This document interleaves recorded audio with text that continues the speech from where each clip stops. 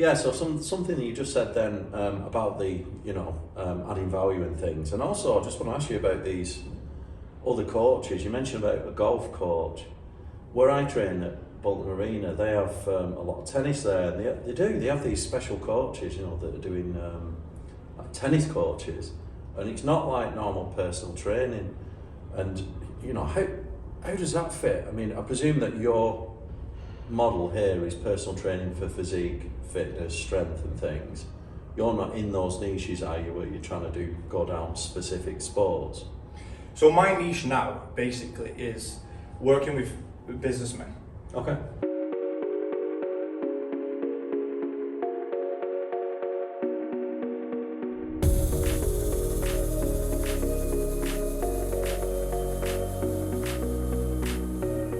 I do work with some women, predominantly as businessmen, and these can run anything from 6, 7, 8 figure companies.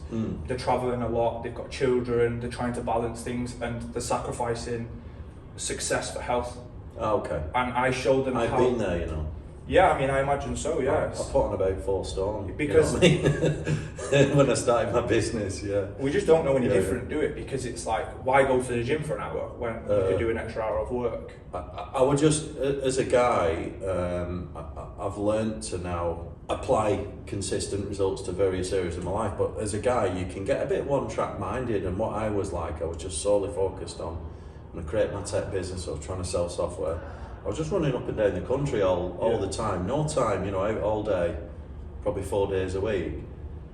Living on service station dinners, you know what I mean? And it worked long before you start piling the pounds, you're not going to the gym. I was doing cycling, a lot of mountain biking, but flipping out, you can go on a bike for hours and you'll not lose the amount of weight that you can consume in just as pasties. It's too easy. Yeah, for sure. And you have an idea of like the amount of calories you consume in, you've got...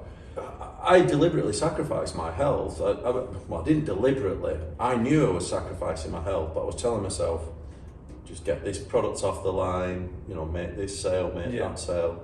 I'll get back to it later. You just put it off. But a lot of people don't have that mindset where it's get back to it later, and what's worse. And so like whenever I sit down with a client, I have a form that they fill out, and the form is basically, so this is, I pre-send them that, and then we sit down for a consultation. Yeah. And it talks about, their confidence, their body confidence, where is their energy, their productivity, their sleep.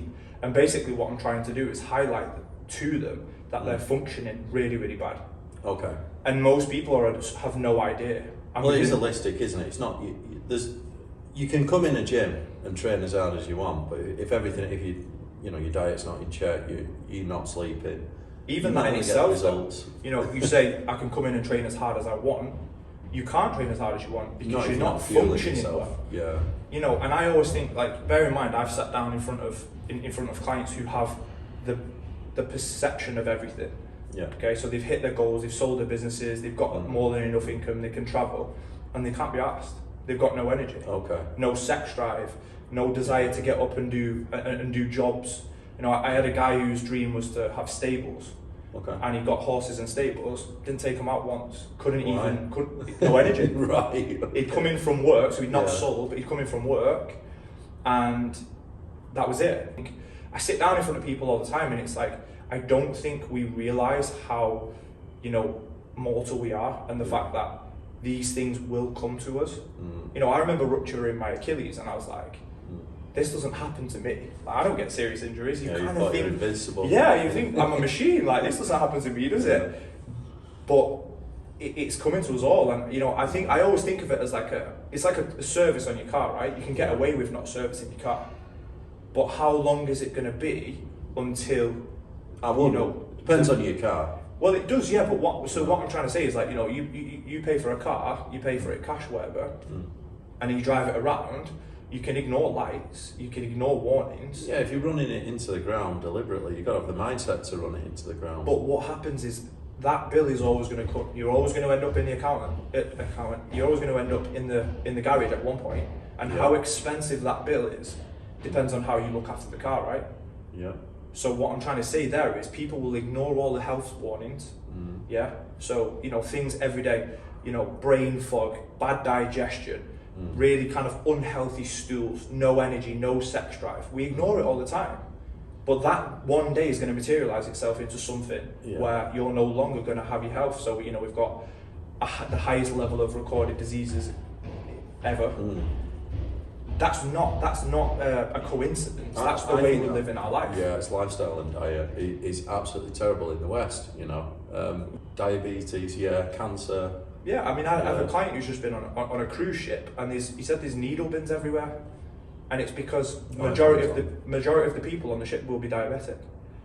That paints a really horrible stereotype to me, that about the cruise ships, you know what I mean? All I can imagine is just all these fat Americans, overweight people, just consuming food all day, and the amount of waste and this is where I position myself. So this is why I work with. It's not all businessmen, but this is why I work with people who have kind of gone over the tipping point of the health is now. You know, they're a bit more overweight. They're not looking good. They're not feeling good. They don't know how to manage things. That's coaching to me. Not here's a diet plan. Go and follow it. You can download that off the internet for free. You don't need to pay me for that. Everything. Diet plans, training plans. This isn't a matter of knowledge. This is the greatest area for knowledge. You just go on Google, you find all the results. So then how can I sit there and justify charging what I charge? It's habits, isn't it? You've got to help them to apply. Because a lot of people have knowledge, and a lot of people can find the knowledge. Everybody knows what who applies it. It's about the application, and it's getting people to apply it. And it is, you know, people think, a lot of guys that I speak to, they're all looking for a quick fix, you know. Everyone's looking for a quick fix when really it's about forming habits and getting stuck in. There isn't really a quick fix to this. You can get some good results in a few months if you're committed, but there isn't a quick fix, you know. And thinking about the clients that you're speaking to, probably your ideal target is, you know, businessman, quite successful in his life, feels good about that area of life. But there'll be areas of life like health, fitness, say, let's say they're a little bit overweight, they've neglected their health, maybe the diet, maybe they're drinking a bit too much on the job and that kind of thing. That is an ideal client, and just getting them, you know, how do you do it? How do you sort of take that? Because I think we can all imagine the type of client, that person, you know, in the suit, and turn them into like this complete beast of a man, you know. And I think my own personal opinion with this is that you should start with health and fitness, because that's how you get your brain right, thinking right, you're clearer, you're more productive. I think that's incredible. A lot of people can be brilliant at the jobs, you know, they might be successful in the business, the lawyer or something like this. They could be even more successful if they get in shape and, you know, get the diet right, get the brain functioning right, get the sleep right. 100%. So how do you do it? You know, you've got this person, they come in, and we can imagine them, they've got a suit that they need to be a few sizes smaller, probably a bit of You'd be surprised how few of them wear suits, to be honest with you. And you know, it's not just businessmen, it's just kind of, it's men in general that are driven, but they're driven in one area, which means they've neglected other areas. You know, no energy to play with the kids. This is a male trait, by the way. I think males tend to focus, you know, they'd be brilliant on the job and just totally forget every other area of their life. It doesn't matter, because there's always tomorrow. Do you know what I mean? Like, you can always think to yourself, right, I'll just focus on this, and you know, my health doesn't matter. Because I always think everybody believes they're healthy until they're not healthy. Until a doctor says to you, you've got diabetes, you've got high blood pressure, you've got this, you've got that. You can, yes, I'm overweight, but it doesn't matter because I'm still healthy. Well, we're terrible at, you know, one thing with humans, we're terrible at sensing anything. So like we're terrible at sensing the temperature. You know, we're always flipping the aircon up, it gets too hot, and you bring it back down, and you just yo-yo it instead of just setting it at a temperature and letting the machine deal with it, because the machine's better at measuring temperatures than humans. Humans are terrible. We always realise things when it's too late. Health, diet, they'll probably wait until there's something wrong with the doctor. So somebody says to them, cholesterol's too high or whatever, or if you don't make a change, and it's that shock factor, and everybody's super shocked. Like the amount of times like people say to me, you know, I've been diagnosed with this, and it came out of nowhere. I'm like, no, it didn't. No, it came out of you abusing your body for years. Or you know, here's another favourite one of mine. You know, I just don't lose weight like I did when I'm 21. Well, because you're fucking 20 years older. You've abused your body for 20 years. You know, you abuse your car for 20 years. It's not going to run, is it? Yeah. We're machines at the end of the day. And, you know, I'm not this guy, and, you know, I can go into this, I'm not this guy who's like, you know, I know you're into like biohacking and finer details. I don't care about that. I want to talk to you about that. Yeah, no, I'll share my opinion. There's a place for everything, mate. Yeah. And, you know, we'll go into that. But, you know, simply put, I love life. I have a great balance, and so do my clients. Yeah. You know, I've just had a client come off a cruise for 2 weeks, all inclusive. He's gained half a kilo. Right, yeah. But we optimize everything so well. Everything is thriving. So I get people to go from surviving to thriving. That's the difference. How to turn failure into success. Let's face it, not everybody comes into coaching knowing what to do and knowing how to succeed. If you did, you wouldn't need a coach. So for this reason, it's my job to be able to get you to turn those failures into success. The way we do this is simple. Yeah. And on what you said there then, like, you know, how do I do it? Simply put, because I was thinking, how do I do it? I get clients to learn their body. Because the amount of people that have no idea what's going on in the body, and you know, that's to no fault of their own, because you're not taught that kind of thing, right?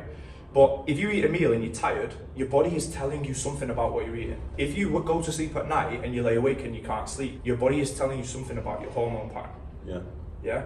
All of these different things, and they're science, but we're not programmed to understand them.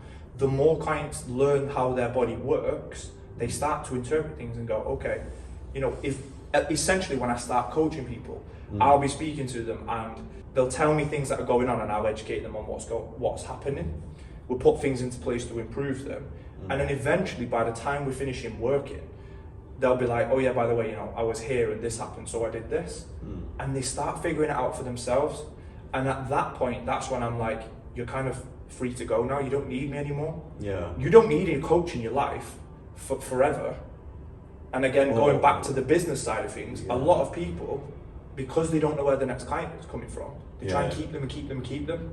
Beyond what they needed. Yeah. Don't get me wrong, mate. I have clients that come in, they do mega, they achieve what they want to achieve, and they could go on and like, I just like having you there. That's cool. Yeah. I used Adam for 2 years, and you know, 1-to-1. It was quite expensive, but and I learned a lot. Let's say I learned everything I needed to learn within the first 12 months. Why did I keep him for another year? Friendship. There was that, but also, I'm the sort of person that I like having someone watch my back and keep me accountable. So just having someone doing all the training logs and all the logs and stuff like that, I just didn't have time. Well, I say I didn't have time. It's an expensive way to pay someone just to keep a log for me. That's it, isn't it? The consistency of it as well, it kept me consistent. Yeah, it does, but I will teach people to thrive in a way where they can keep themselves consistent. Right. If you're not training hard enough when you're on your own, you need to look at why that is. I'm not talking about you in general, I'm talking about, you know, everybody. But you won't match me for intensity in the gym. I don't give a shit who you are. I don't think, I've watched your stuff, I don't think anyone will match you for intensity. I was they won't. Say, like, they won't, mate. Even if they take gauge, you know, like, you just won't. Yeah. And it's because I pride myself on being able to do that. But it's the same thing, and you know, going back to like you building your business. If you can build a business, nobody is matching your intensity when it comes to, you'll get stuff done. If you've got a task to do, you'll do it. Yeah, well, I'm in a flow state there in my business. I just know it inside out. So you didn't always know that, right? Oh no, it's something you've built. Yeah, and the point I'm making there is, if you can do something, if you've achieved one thing in your life where you think, I did that, and that took balls, and I had to dig deep, you can get into the shape you want. You just have to learn to tap into those beliefs. Hey, thanks for watching part 2 of my interview with Steven Chidgey. Stay tuned, we've got part 3 coming up, so see you on the next one.